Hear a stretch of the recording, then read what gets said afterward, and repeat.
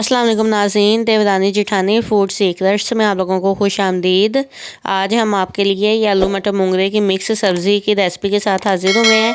अक्सर लोगों का कहना है कि उनके मूंगरे कड़वे होते हैं या उनकी बदबू ख़त्म नहीं होती, तो इन दोनों चीज़ों को ख़त्म करने के लिए ये हमारी रेसिपी को ज़रूर देखिएगा। इंशाल्लाह आपकी बेहतरीन किस्म की सब्ज़ी बन के रेडी होगी। और नाज़रीन, अगर आपको हमारी ये रेसिपीज़ अच्छी लगती हैं तो प्लीज़ हमारे चैनल को सब्सक्राइब कर दिया करें। तो चलिए स्टार्ट करते हैं। ये देखिए, ये आधा किलो मूंगरे लिए हैं और इसके अलावा इसमें ये 3 अदद मीडियम साइज़ के आलू और आध पाव मटर के दाने। इसके अलावा लहसुन, प्याज और टमाटर का पेस्ट। ये देखिए, इसके साथ का कोई सा भी एक बर्तन ले लें और इसमें शामिल करेंगे ये हम 1 प्याली ऑयल।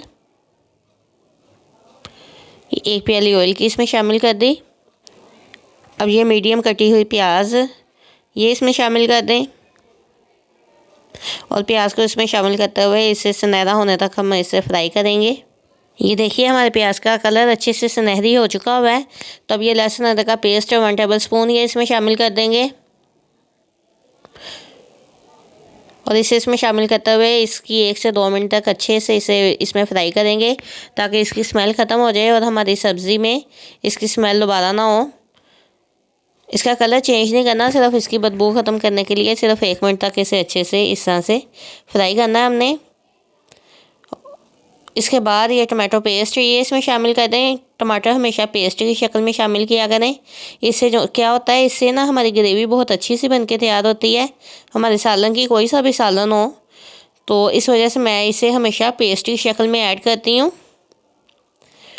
तो इसे इसमें शामिल करते हुए इसे इस तरीके से मिक्स कर लेंगे और अब इसमें जाएंगे कुछ स्पाइसेस।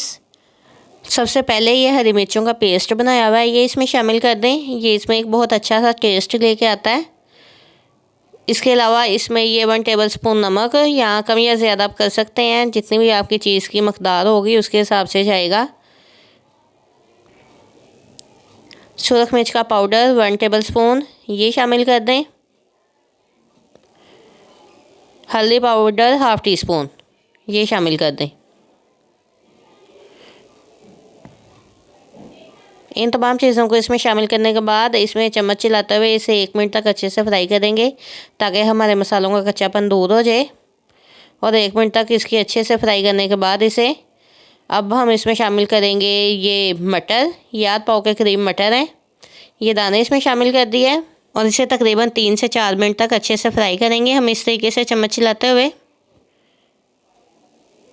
और इसके बाद ये मूंगरे हैं मेरे पास, ये मैंने इनमें से आधे मैंने ये इसी कंडीशन में रखे हैं साबुत, और जो से बाकी के आधे हैं वो मैंने कूंडे में डालकर अच्छे से डंडे की मदद से उन्हें कूट लिया है और उन्हें ज़रा सा नरम कर लिया है। ये देखिए, मैं आप ये इस कंडीशन में आ चुके हुए हैं। आप भी प्लीज़ ट्राई करके देखिएगा। इस तरह से अगर मूंगरे पकाए जाएँ तो बहुत ही ज़बरदस्त बन के रेडी होते हैं और ना इसकी एक ग्रेवी सी बन जाती है जो कि बहुत अच्छी लगती है। तो ये देखिए, ये सारे मूंगरे इसमें शामिल कर दिए और अब हम 3 से 4 मिनट तक इसकी अच्छे से बुनाई करेंगे। हमारे मूंगरों का कड़वापन ख़त्म जौन सा नहीं होता वो इसी वजह से नहीं होता। अगर इस मकाम पे आकर इन्हें अच्छे से फ्राई कर लिया जाए, भून लिया जाए इसमें, तो ये कभी भी कड़वे तैयार नहीं होते। तो ये देखिए, इसे 3 से 4 मिनट तक अच्छे से फ्राई करने के बाद ये इस कंडीशन में आ चुके हुए हैं।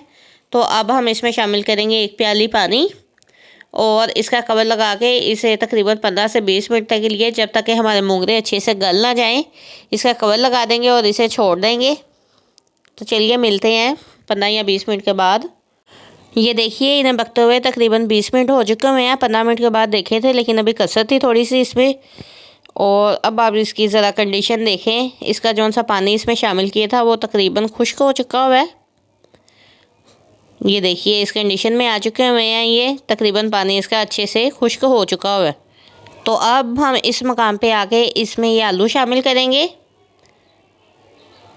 और आलू को इसमें शामिल करने के बाद फिर से 1 प्याली पानी की ऐड करके इसे गलने के लिए छोड़ देंगे। आलू और मूंगरों को कभी भी इकट्ठे ना डाला करें, इन्हें बारी बारी डाला जाता है क्योंकि मूंगरे ज़्यादा टाइम लेते हैं जबकि आलू हमारे जल्दी नरम हो जाते हैं। एक मरतबा इसमें चम्मच चला दें और ऊपर से कवर करके इसे जब तक कि आलू हमारे गल ना जाएं तब तक के लिए छोड़ दें।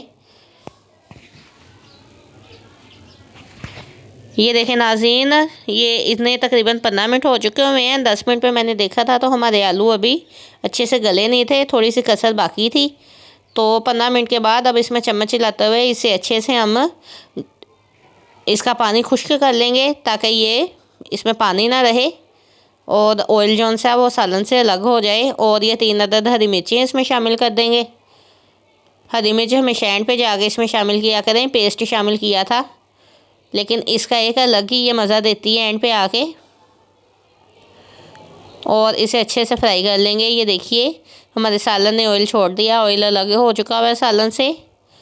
तो अब हम इसमें शामिल करेंगे ये हरा धनिया और हमारा मज़ेदार सा मिक्स सब्ज़ी का सालन रेडी हो चुका हुआ है।